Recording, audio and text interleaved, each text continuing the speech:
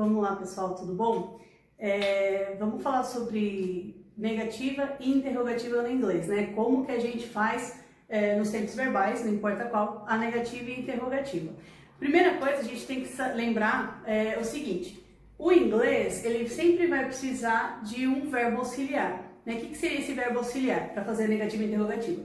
Imagina que aqui são times de futebol, né? Vamos supor que são 6 times, né? Tem mais, a gente vai trabalhar esses 6 agora. Então, a gente vai trabalhar aqui, ó, verbo to be. Ele tem, cada um time de futebol, vamos supor que eles têm um capitão, né? Então, quem que é o capitão? É a pessoa ali que vai falar em público e vai negociar as coisas do time. Vamos supor que seja isso. Cada um, então, vai ter o seu verbo, que vai ser promovido ao auxiliar. Então, por exemplo, o verbo to be, ele vai usar o próprio verbo to be, que é am, is e are. Então, são os verbos to be, eles vão ser auxiliares, já vou explicar isso daí. Simple past, ou simple present, ele vai usar o do e does. Do e does. O simple past vai usar o quê? Imagina que ele é um time veterano, né? Vamos supor que o do e does, o time do simple past é o time dos avós do do e does. Então, vai ser did, que é o do e does no passado. Present Perfect é um outro tipo de passado. Depois, se vocês quiserem, eu faço um vídeo só sobre Simple Past e Perfect, explicando a diferença dos dois e os usos, mas por enquanto a gente não vai entrar nessa diferença. Aqui a gente vai usar have ou has para fazer esse negativo e interrogativa, vai ser o verbo auxiliar do Perfect. Futuro vai ser will e continuous. O que é um continuous? É quando a gente fala tudo que está em progresso. Eu estou falando, eu estou assistindo TV, eu estava trabalhando. O que vai precisar? Do verbo to be. Então, vai precisar do am, do are e do is, se for no presente. Tá? Depois eu falo como fica no passado. Mais um detalhe aqui no próximo verbo, que vai ser o ing. Aí eu já vou dar um exemplo de cada um deles. Então, vamos lá. Eu quero fazer uma negativa. Vamos fazer uma afirmativa primeiro, para ficar claro. Então, se eu quero falar eu estou em casa, eu jogo o verbo to be, I'm at home, e fica aqui, ó, eu estou em casa. Se eu quero negar isso, o que eu tenho que acrescentar nesses verbos auxiliares? O not. Então, por isso, você sempre vai ver don't, doesn't, didn't, porque está junto com a palavra not. Então, aqui, o que eu faço? Quero falar, não estou em casa. Então, eu vou falar, I am not, separado, at home. Tá? Se eu quiser falar, por exemplo, você está em casa? Então, eu vou perguntar, are you at home? Então, só de eu ter colocado esse are no começo da frase, você já sabe que é uma interrogativa. Então, a gente vai seguir o mesmo padrão para todos. É como se fosse uma forma. Então, a gente vai usar auxiliar mais not para negar qualquer um desses e inverter o auxiliar com o sujeito para que a gente faça uma pergunta. Então, antes que a pessoa, ela não precisa nem ter o ponto de interrogação aqui para você saber que é uma pergunta. Vamos supor, eu quero falar se você trabalha em casa, né? Então, aqui eu vou falar. Primeiro eu vou falar que eu trabalho em casa, né? Fazer uma afirmativa. Então, ó. I work at home, tá? Estou afirmando, é um presente, né? É minha rotina, eu trabalho em casa.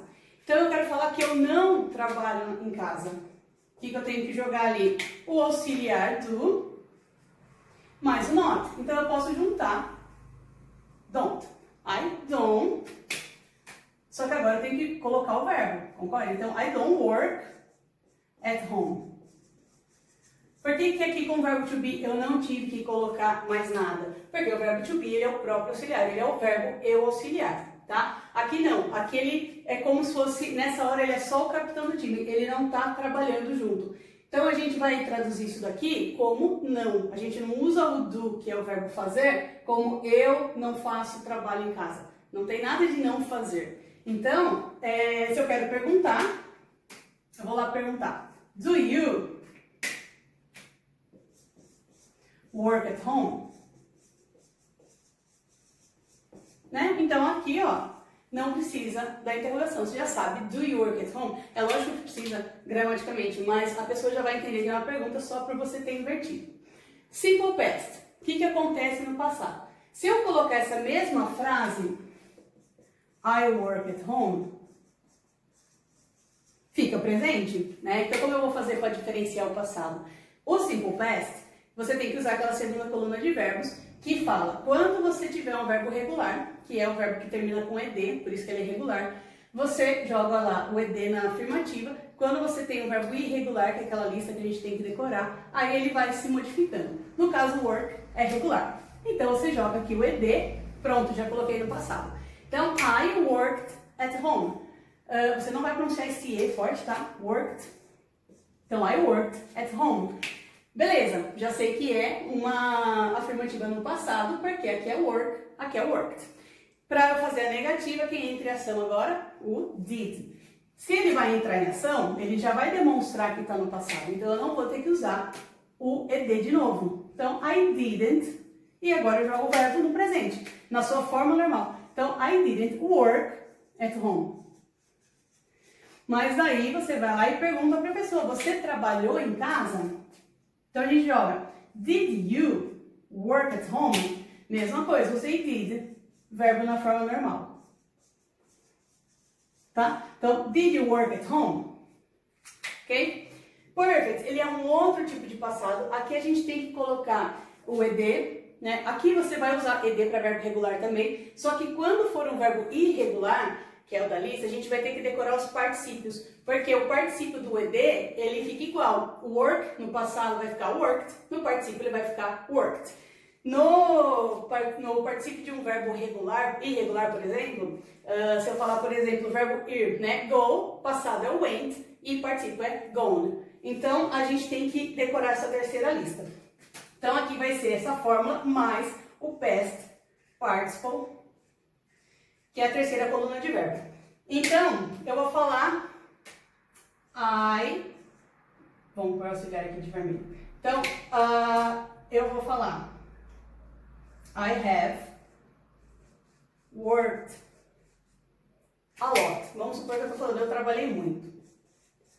Então, eu jogo o auxiliar do perfect mais o verbo na forma do particípio. Por que na afirmativa eu tive que usar o auxiliar? Porque se eu só usar worked, fica simple past. Então eu vou falar I have worked a lot. Eu posso juntar aqui e fica I've worked a lot. Negar, eu vou fazer o quê? Continuo usando o have. Então I haven't worked at home. Porque o perfect você sempre vai usar essa estrutura, have mais particípio, em todas as formas, tá? E a pergunta, have you worked at home? So, have you worked, at home não, a lot.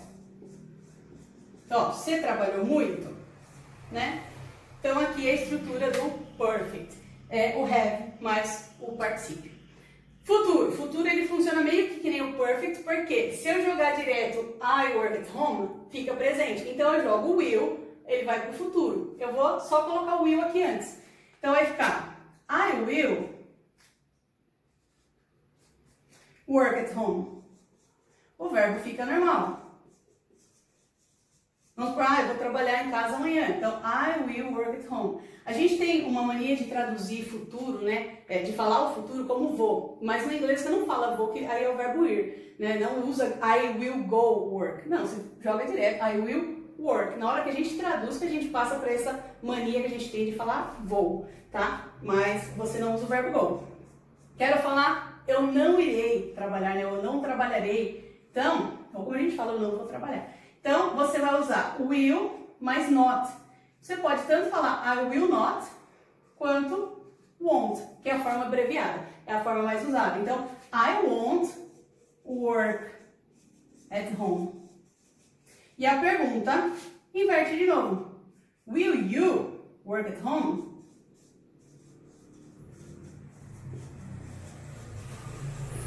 Tá? Então, aqui, ó, usou will, won't e will. Então, você junta com qualquer verbo na sua forma normal, tá? Mesmo que ele faça, beleza, o verbo go é gone no particípio. A gente não está falando de particípio, está falando de futuro. A gente usa a forma normal dele. Seria eu irei para a praia, por exemplo. I will go to the beach. E por aí vai. Contínuos. Então, é aquela coisa que a gente está em progresso, né? Aquela atividade que a gente está fazendo. Se eu usar no presente, eu vou usar o verbo to be na forma do presente. Então, eu vou usar I am. Vamos supor que eu vou falar I'm going to sleep, tá? Eu estou indo dormir. Então, I am. Aí aqui eu vou jogar o verbo go e ing. Isso pra gente é o nosso gerúndio. Ando, indo. Eu estou comendo e por aí vai. Então, I am going to sleep. Então, eu estou indo dormir. Aí eu quero falar, eu não estou indo dormir. O que eu nego? A mesma regra do verbo to be. Usou o verbo to be, você volta para a regra dele. Não importa que gramática que seja. Então, eu vou falar, I am not going to sleep. Aí você fala, are you going to sleep? Are you going to sleep? Tá? Então, aqui você já fez o contínuos. Isso você vai fazer com qualquer verbo, porque a alteração está em cima do verbo to be, mais o ing com qualquer verbo que você usar. Por que a gente usa does, né? Nesse caso, aqui tem does e aqui tem has. Existe uma exceção para he, she, it. Então, como eu usei eu estou falando eu não vou trabalhar. Então, eu não trabalho em casa. I don't work at home. Se eu quiser falar minha irmã, sei lá, qualquer pessoa, he, she, it, que seria ele, ela ou coisas e animais, né? Só que no singular. Eu tenho que usar does. Então, se eu for falar, por exemplo, she, eu vou usar o quê? Doesn't work at home. Vamos supor que eu estou falando da minha irmã. Ela não trabalha em casa. Então, aqui, o does ele serve para he, she, it. Do mesmo jeito que o has é para he, she, it. Eu posso fazer a mesma frase se eu alterar she. Vamos supor que eu vou fazer na afirmativa mesmo. Ela trabalhou muito. Então, she has worked a lot. Tá? Então, o does e o has é para he, she, it. Nesses casos. Por que às vezes dá uma confusão, não vou falar muito de perfect, mas às vezes dá uma confusão quando o pessoal usa have. A gente tem uma tendência muito forte de querer traduzir eu tenho trabalhado. Não tem nada a ver, tá? Aqui a gente não traduz o do como fazer, não falo faz você, trabalha em casa. Não, a gente tem, é automático para a gente não traduzir esse do. Entrou já na nossa cabeça que é só um auxiliar. Quando ele está trabalhando como auxiliar, ele não tem tradução nenhuma. Do mesmo jeito que o have não vai ter tradução nenhuma. Então, se eu quiser jogar uma frase que eu queira falar o verbo ter, junto com o perfect, eu vou repetir. Só que daí eu tenho que pôr o have no particípio, que é had. Então, vai ficar, por exemplo, I have had breakfast. Então, tipo, eu tomei café da manhã. I have had breakfast. Se eu quero falar o que você faz, é uma pergunta, então automaticamente eu tenho que usar o do. Em seguida eu tenho que falar o verbo fazer, né? Então, what do you do? Entendeu? Então a gente repete, não é que repete, a gente usa duas vezes porque em uma hora ele está como auxiliar, na outra hora ele está como verbo, tá? Então, esse daqui é quando você faz negativa e interrogativa para qualquer uma dessas gramáticas. Então, é só você saber essa fórmula de cada um que você consegue fazer qualquer frase com qualquer verbo que você vai estar falando no futuro, no continuous, simple past e por aí vai. O verbo to be, como ele é único, né? Para eu fazer um passado de verbo to be, você vai falar, então eu vou usar I am, didn't. Não, você vai usar o próprio verbo to be. Então, o verbo to be no passado, ele vira. Então, vamos supor, deixa eu pôr aqui outra coisa. A gente tem o am e o is. Esses dois vão virar was. E quando a gente está falando de are, ele vira were. Então vamos supor que eu fosse falar aqui no passado. I was at home. Então, eu estava em casa. Aí eu quero falar, eu não estava em casa. I wasn't. Vamos juntar aqui, fica melhor. I wasn't at home. Você pode também falar, was not. E eu quero falar, você estava em casa? Were you at home? Do mesmo jeito que eu faço com contínuos, que usa o auxiliar do verbo to be. Tá bom? Se vocês tiverem alguma sugestão, alguma dica, deixa os comentários que daí eu vou produzindo o vídeo de acordo com as sugestões que vocês forem tendo, tá? Então é isso, espero que tenham entendido certinho isso daí.